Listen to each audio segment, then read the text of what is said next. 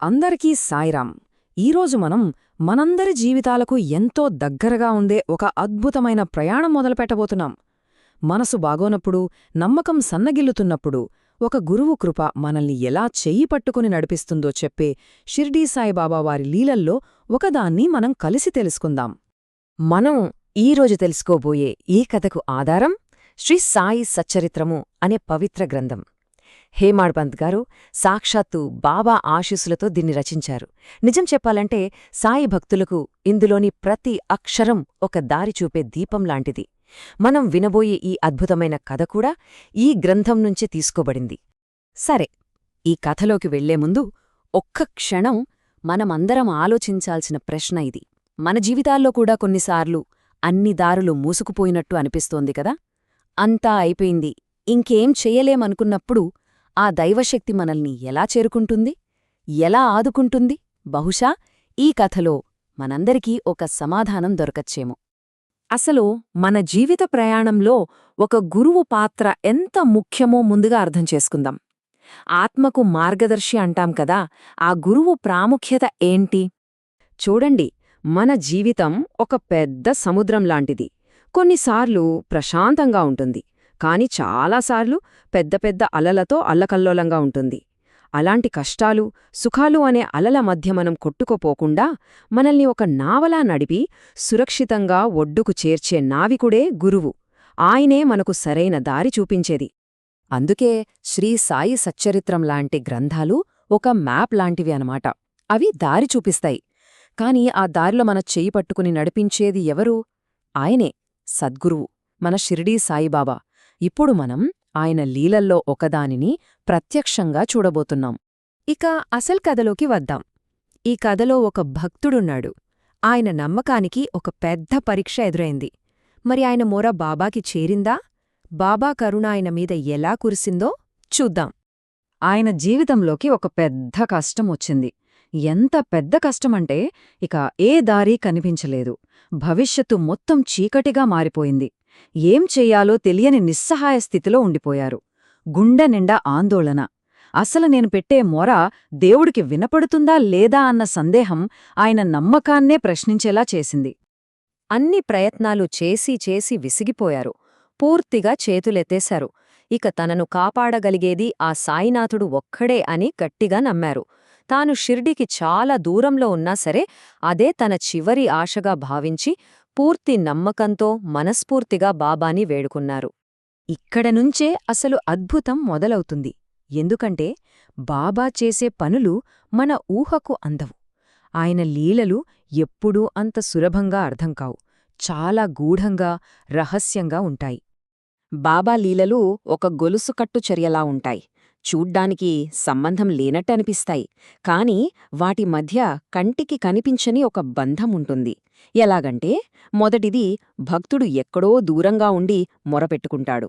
రెండోవది, అదే సమయానికి షిరిడీలో బాబా ఏదో ఒక విచిత్రమైన పని చేస్తారు.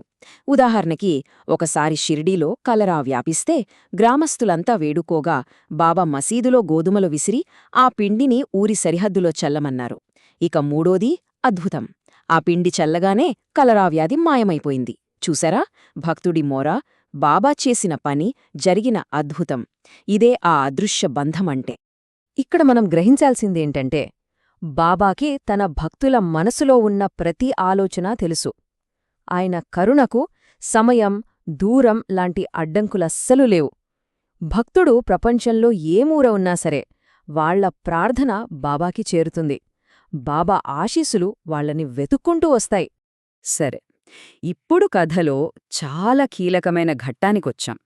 ఆ అద్భుతాన్ని చూశాక ఆ భక్తుడి మనసులో ఎలాంటి మార్పొచ్చిందో చూద్దాం రండి.